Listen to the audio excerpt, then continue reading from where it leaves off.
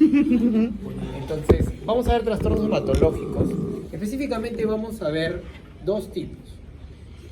La clase pasada vimos un tipo de trastorno hematológico que se conoce como los estados protrombóticos. ¿Se acuerdan o no?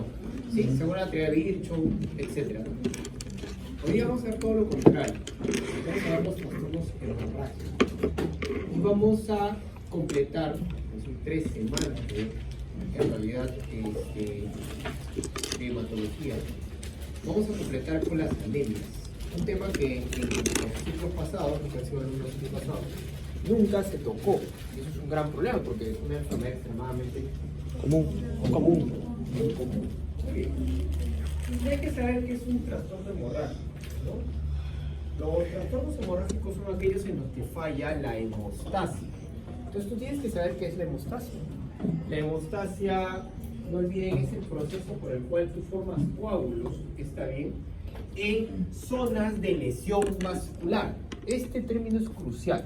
Es decir, para que se forme un coágulo, es decir, trombo plaquetario más el agregado de fibrina, tiene que haber una lesión vascular. Si no hay lesión vascular, no tiene sentido por qué se inicie el proceso de hemostasia. Es decir, cualquier enfermedad en donde se lamentablemente inicie la hemostasia cuando no hay lesión vascular es un problema para el ser humano. Ya lo vimos en la clase pasada. La gente andaba formando trombos donde no debía y cuando no debía. Pero si ocurre una lesión vascular, deben formarse los trombos. Entonces la hemostasia es un proceso natural. Doctor, por eso no enseñan física. No me pagan por enseñar física. Tienes toda la razón. Entonces vamos a ver un poquito más. ¿Está bien? Hay que entender que lamentablemente algunas enfermedades en las cuales hay hemostasia, pero en lugares inadecuados, pueden consumir los elementos que forman parte de la hemostasia, dejando en déficit al pobre cuerpo para otras futuras hemostasias reales que necesita. Algunas de estas enfermedades, por ejemplo, son la coagulación intravascular diseminada y la púrpura trombocitopénica trombótica, que son temas de exposición de los conversatorios, ¿cierto? En estas enfermedades, lamentablemente, se consumen tantas plaquetas y se consumen tantos factores de coagulación que cuando de verdad los necesitas, en una lesión vascular, no va a haber y pues lamentablemente fallecen. Hay dos tipos de hemostasia, la primaria y la secundaria. Pues la primaria es muy sencilla, ¿no? En la primaria lo que hay es vasoconstricción. La célula endotelial inicia el proceso de hemostasia. Inicia disparando algunas sustancias vasoconstrictoras, haciendo de que se detenga el sangrado lo máximo que pueda. Pero alguien tiene que venir a parchar el hueco roto, ¿sí o no? Esta célula va a ser la plaqueta, pero para eso va a utilizar diversos mecanismos que yo no te voy a enseñar hoy día porque debieron enseñártelo en curso físico, ¿cierto? Pero que vamos a intentar recordar a formas así superfluas, ¿está bien? Finalmente, una vez que la plaqueta actuó, se formó el tapón plaquetario, también llamado trombo plaquetario. Y pues el tapón ya detiene la hemorragia. El problema es que con cada latido el flujo viene con fuerza y podría arrancarlo. Hay que darle fuerza a ese trombo y eso lo realiza el factor plasmático, también llamado cascada de coagulación. Con la cascada de coagulación termina lo mismo en la formación de redes de fibrina que aportan fuerza y resistencia a ese coágulo para que no haya sangrado. Aquí ustedes pueden ver el primer paso de la hemostasia, bases fisiológicas. Ven ustedes acá la lesión vascular, ¿la ven? ¿Sí? ¿Ven cómo la sangre comienza a salir? ¿Sí?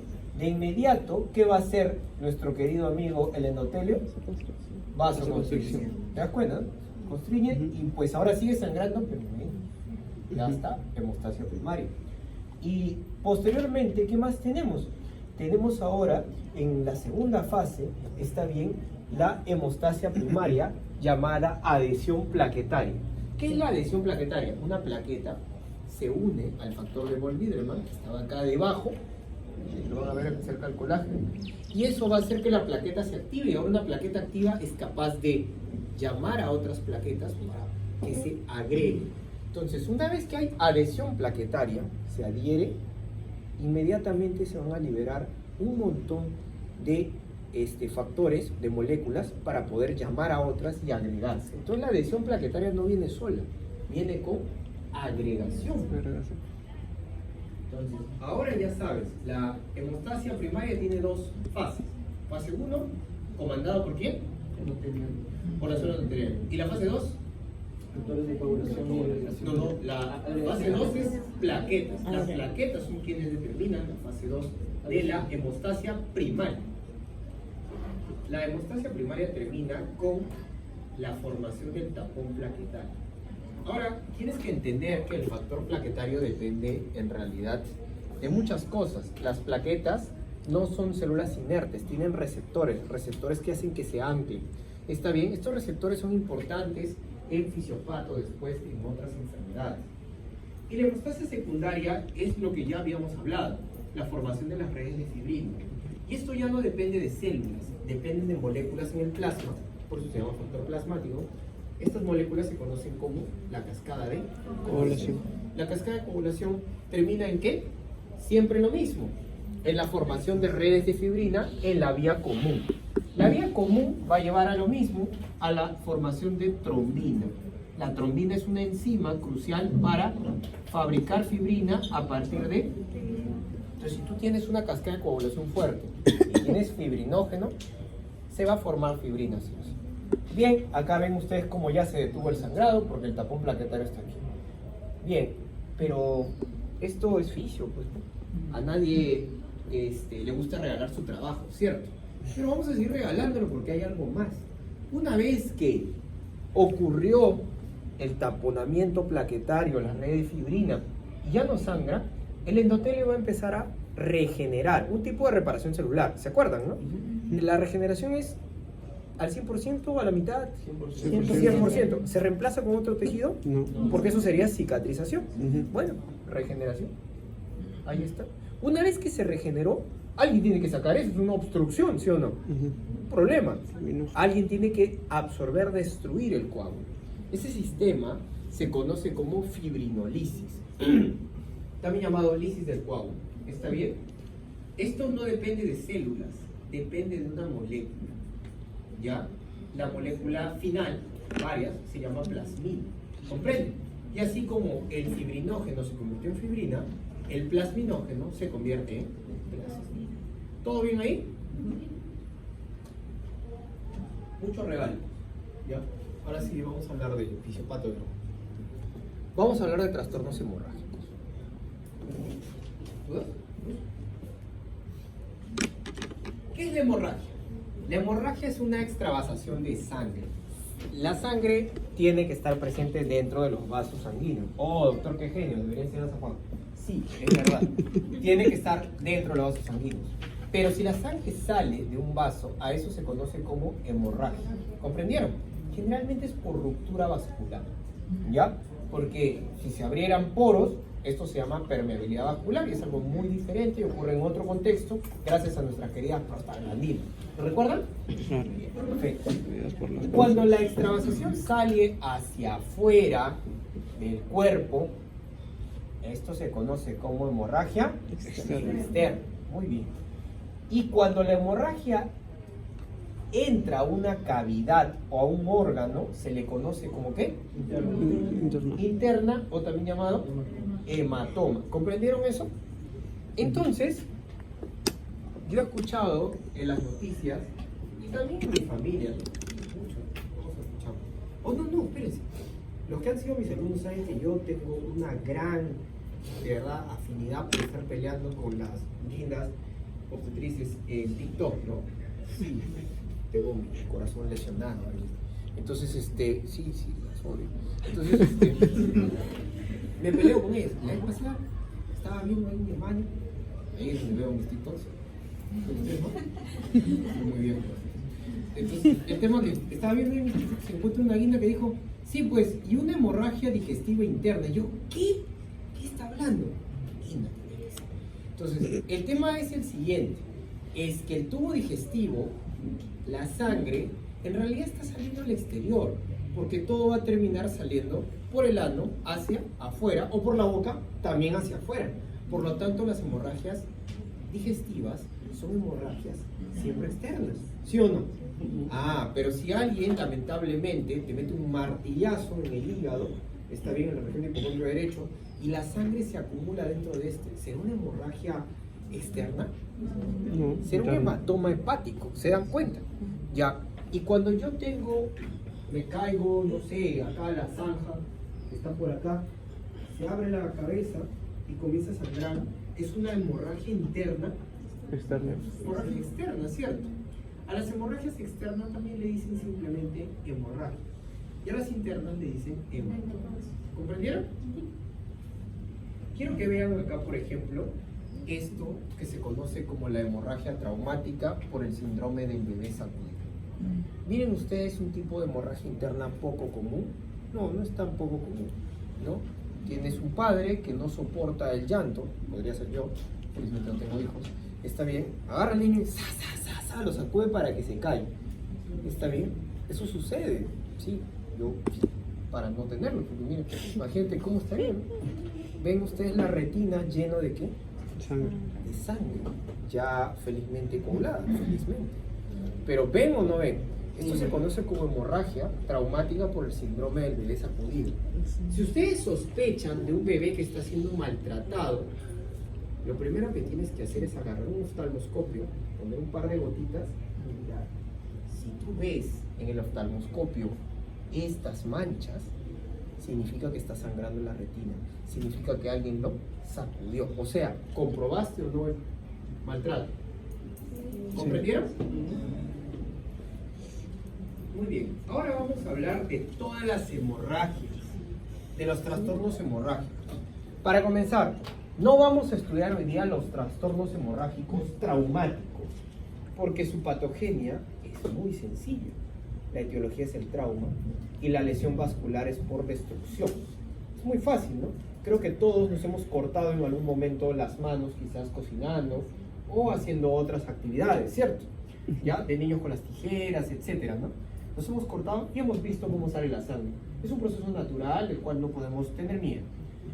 La patogenia y la fisiopatología de eso es muy fácil. No tendría sentido que hagamos una clase. ¿Qué sí vamos a ver? Hoy vamos a ver hemorragias no traumáticas. ¿Ya? No traumáticas, tanto internas como externas. No traumáticas. Vamos a empezar viendo lo siguiente. Vamos a dividir hemostasias primarias y secundarias. ¿Está bien? ¿Ya? Vamos a ver en el orden que decida nuestra querida delegada, la doctora Rocío. ¿Cuál? ¿Es hemostasia primaria que falla o hemostasia secundaria que falla? No, en orden, la primaria. Muy bien, perfecto.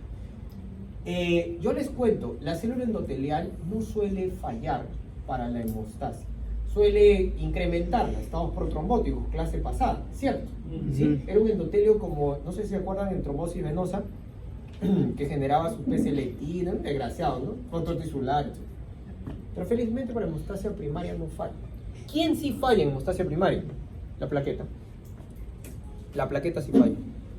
Y la plaqueta puede fallar de distintas formas, ¿ya? De distintas formas. Hoy no entra yo, no, soy muy enano, vamos a utilizar. Doc, ay, Oh, gracias. no sé si el rojo El pinta, rojo no. pero Pero utilizaremos uno. Bien, hay 4 mecanismos para que tus plaquetas fallen. 4 formas de inhibir, bloquear o prohibir la función de una plaqueta. Vamos a elegir esta en primer lugar, que es una de mis formas fáciles de iniciar esto. El secuestro plaquetario. Hay un órgano que guarda las plaquetas en caso necesites por cualquier hemorragia extrema que puedas tener. ¿Comprendes? Traumática sobre todo.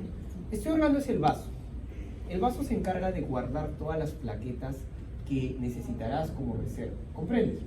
Pero el vaso tiene un tamaño pequeño en realidad, ¿no? Todos han abierto en su anfiteatro el vaso, ¿no? ¿De qué tamaño más o menos? De un iPhone antiguito, del 14, ¿no? No, mentira. Del iPhone 6 más o menos, ¿no? Chiquito, el vaso es pequeño, o sea, planito encima, ¿no? ¿Qué pasa si un vaso crece y es tamaño de, no sé, la botella que tiene... No sé, Ávila, muestra tu botella. A todos. Anda. ¿Se imaginan que el vaso crezca hasta ese tamaño? Eso se llama Ya no hiperesplenismo, es vaso, es jarra. o también llamado esplenomegalia. Escríbanlo así. Cuando el vaso crece, va a capturar todas las plaquetas del cuerpo y te quedas sin estas para poder trabajar después. A esto se conoce como secuestro plaquetario por esplenomegalia o por hiperesplenismo. ¿Qué enfermedades podrían hacer crecer al vaso? Acá hay varias, ¿no? Pero son dos importantes que tienes que, por favor, apuntar. Las enfermedades infecciosas y las enfermedades hepáticas con hipertensión portal. Son más frecuentes que las hemolíticas. Por ejemplo, una enfermedad que da hipertensión portal hepática es la cirrosis hepática, es muy común, sobre todo en obesos, ¿no?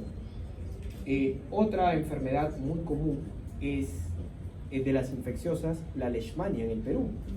Deben haberla escuchado, ¿no? Sí, sí, sí. Es algo bien feo. Yo una vez atendí en mis serums a un niño de 5 años con un vaso de 14 centímetros de largo. En realidad este niño debería tener un vaso de 4 centímetros, o sea, 10 centímetros más. Y el ecógrafo era plano, así que no se podía ver el verdadero volumen. Eso es más o menos 14, no, será como este, pero mucho más grande, ¿no? ¿Cierto? Bueno, el niño tenía las plaquetas que normalmente son de 150.000 a 450.000, ¿está bien? Los tenía solamente en 35.000. ¿Por qué? ¿Qué ha pasado? Secuestro. Se secuestraron. Comprender de forma más sencilla. Otra forma de que no tengas plaquetas, está bien, a esta se conoce como disminución de las plaquetas trombocitopenias, es que lamentablemente tus plaquetas se estén utilizando en otras cosas. ¿En qué otras cosas podrías utilizar todas las plaquetas de tu cuerpo? Sí. Población entra. Las dos exposiciones de esta semana que ven ahí. Sí y PTT. En ambas, pregúntame, Benito, ¿no? Sí, no, solo quería recordar que era así. Coagulación intravascular diseminada. Pregúntame, levanta tu mano, no, pregúntame a mí, no te preocupes. Coagulación intravascular diseminada y púrpura trombocitopénica trombótica. Son parecidos. Son muy parecidas, pero la patogenia no difiere. Las complicaciones son idénticas. Lo sé. En ambas se consumen todas las plaquetas del cuerpo dentro de los capilares, dejando los grandes vasos sin plaquetas. O sea, si te cortaste la carótida, vas a tener una muerte en segundos.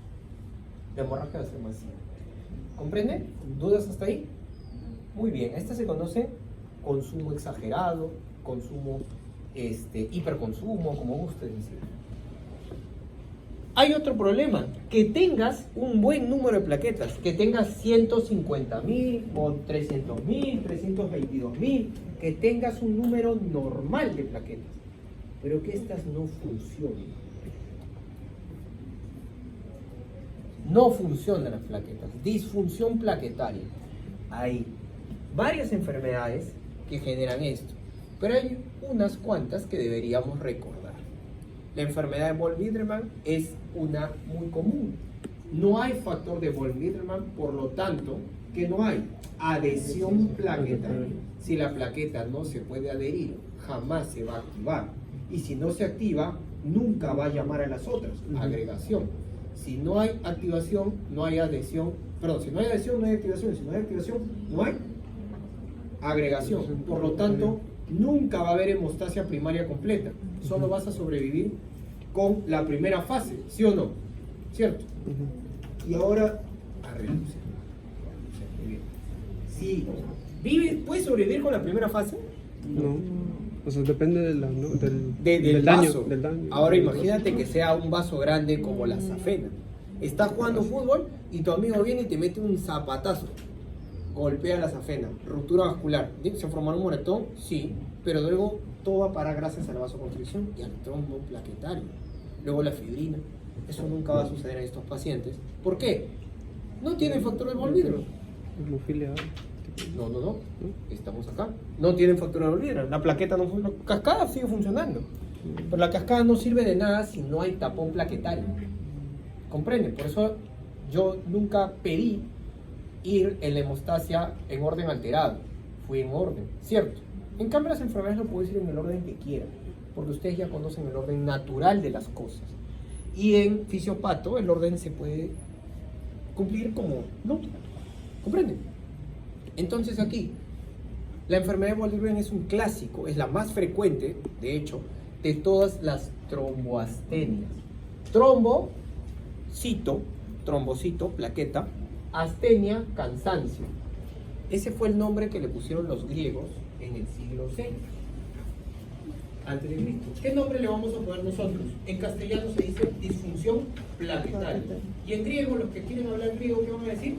Trombostenia. Trombostenia. Tú decides qué idioma hablar. Tú decides qué idioma. ¿Comprendido para todos? ¿Alguien tiene alguna duda? Muy bien. Ahora falta mi favorita. Y aquí vamos a tener nuestro primer descansito. ¿Está bien? ¿Ya? Sí, un descansito de 5 minutitos. Porque si no nos vamos a perder. Vamos a terminar confundiendo este con este. Todos entendieron los tres primeros mecanismos: el secuestro, el consumo exagerado. Pregúntalo mucho. ¿No tienes dudas, seguro? Muy bien. Y la disfunción plaquetaria, ¿cierto? Cuando no tienes plaquetas o tienes muy poco, imagínate que ahora tienes 32.000 plaquetas, por más que estas funcionen muy bien, no van a poder suplir la necesidad de todo el cuerpo.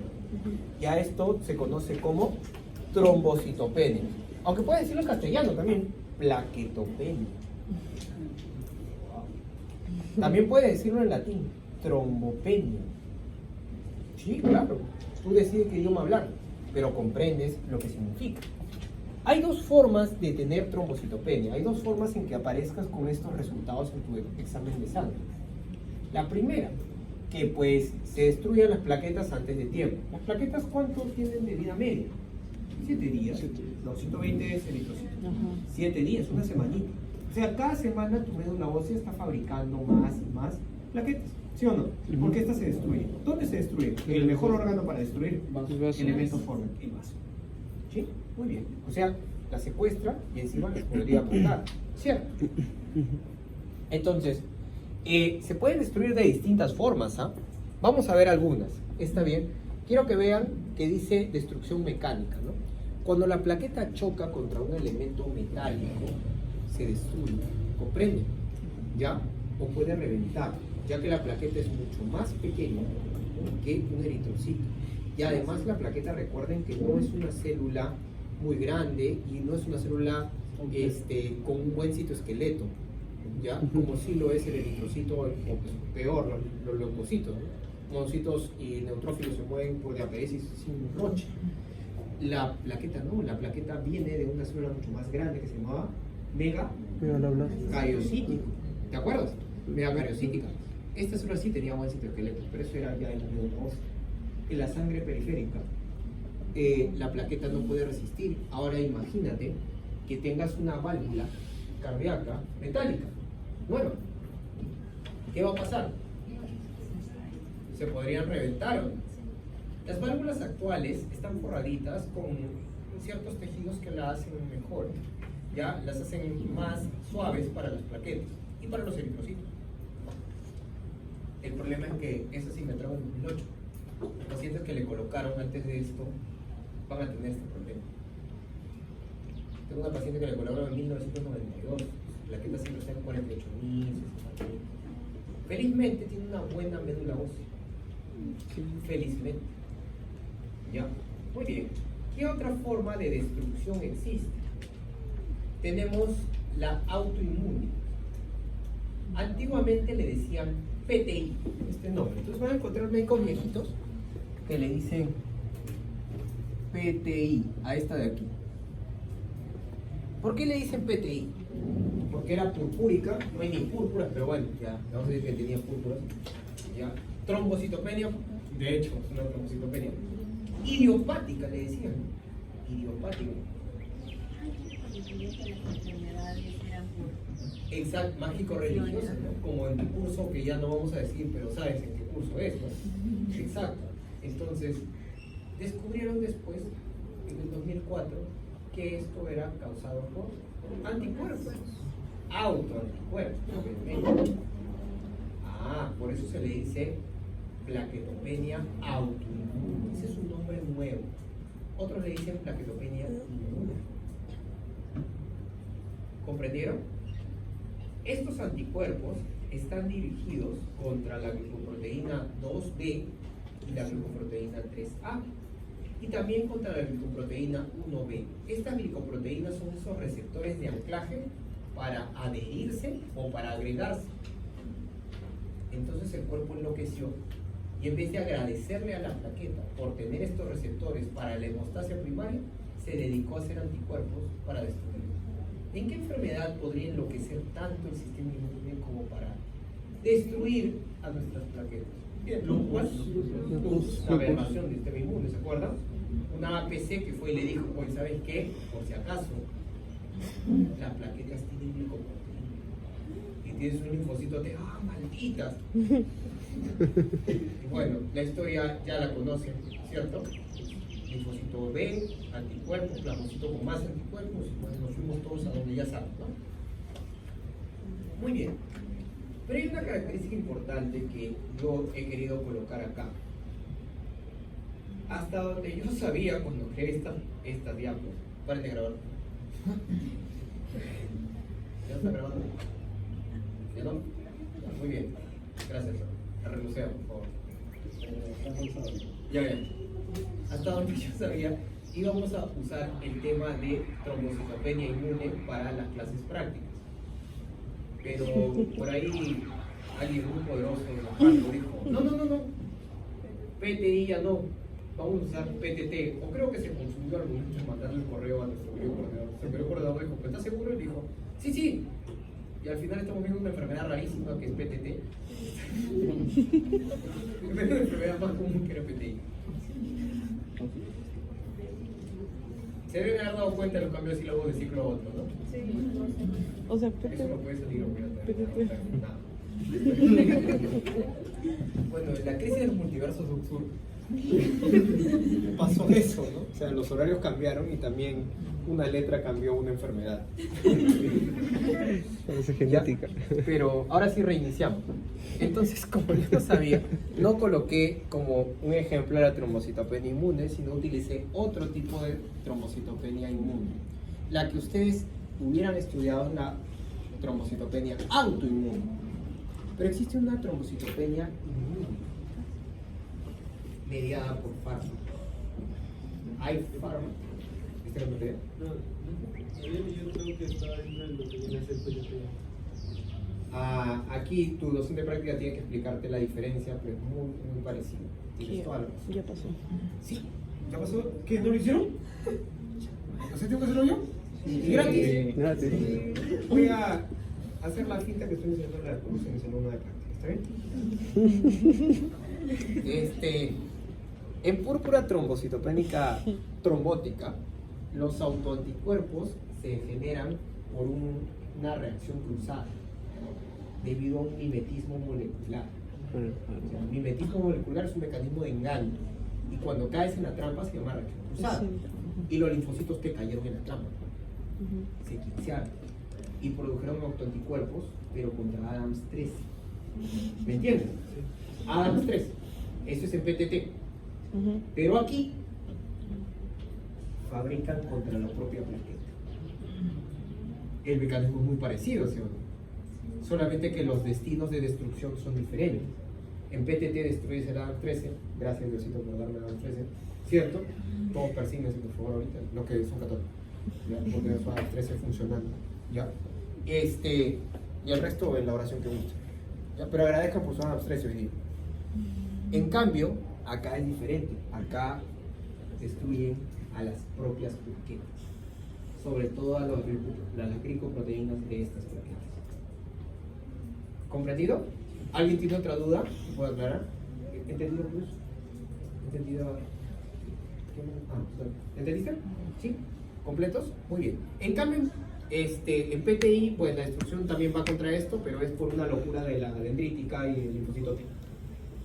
¿Alguien está completamente confundido con esto para repetirlo? ¿O necesita un poquito para poder explicarlo nuevamente? Dale, ya, muy bien.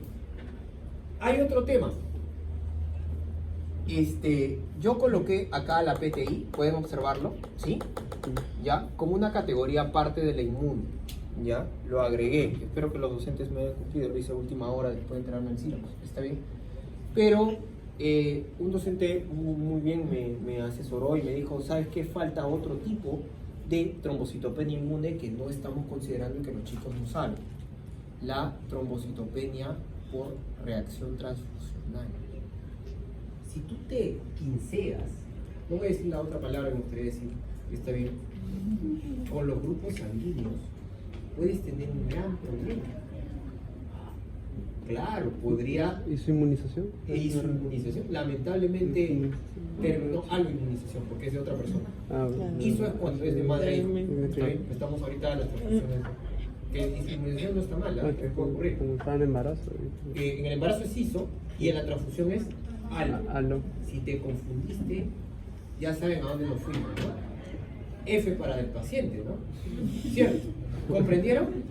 Entonces, la plaqueta se puede destruir y se puede destruir lamentablemente mecánicamente, válvulas o por ejemplo trombos, sobre todo eritroides en neoplasias, o se puede destruir por anticuerpos inmunológicamente. Y hay varias formas de destruir inmunológicamente: fármacos, el propio cuerpo con los autoanticuerpos, las reacciones transfusionales, la isoinmunización del embarazo, muchas formas de destruir a la pobre plaqueta. Pero doctor, no hay problema, porque la plaqueta igual iba a morir en 7 días, ¿sí o no? Ahora muere en 2 o en un día. ¿Cuál es el roche? Si mi médula ósea puede seguir fabricando cada 7 días, todos los domingos reinicia. Estoy en clase y ese día mi médula ósea está produciendo plaquetas. Hace megacardiocitos. ¿Ah? Que supuestamente, o sea, si se mueren en 2 días, que haya los 5 días. Ah, sí, claro. Lo único que tendrías que hacer es quedarte en la camita y pues soportar moretoncitos chiquitos. No pasa nada, ¿sí? Es que sería como vaciar el agua muy rápido. Nada más. Pero igual puedes resistir. ¿Comprende? ¿Saben qué es lo peor que le podría pasar a una persona? Que en esos 5 días tenga un trauma. Ahora imagínate que sea un niño de 7 años. Se caga cada rato. ¿Sucede? ¿Juegan o no? Claro. Ah, ¿y ustedes no se golpean?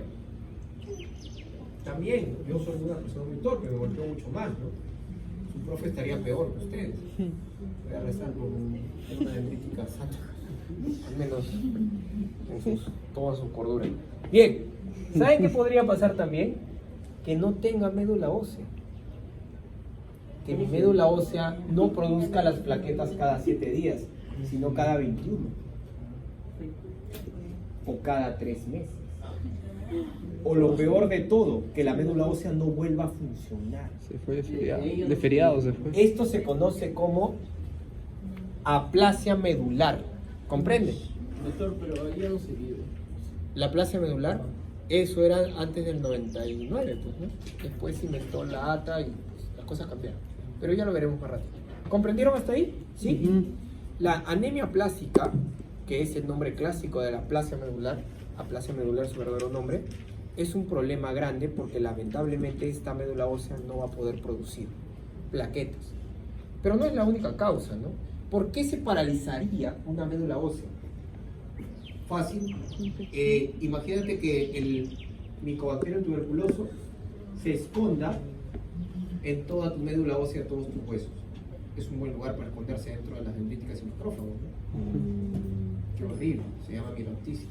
Imagínate que tengas una leucemia y esta crezcan los leucocitos y aplasten a tus megacariocitos de todo tu cuerpo. Te quedaste sin plaquetas. Cuando falla la médula ósea, entonces, te quedas sin plaquetas. ¿Comprendieron? ¿Sí? Muy bien. ¿Entendiste cómo te quedas o no funcionan tus plaquetas? Y por eso va a haber hemorragia, ¿sí o no? ¿Sí? ¿Qué hemostasia falló? Primario. Primario. Listo. Primer descanso 5 minutos o vamos a continuar con Ahora sí.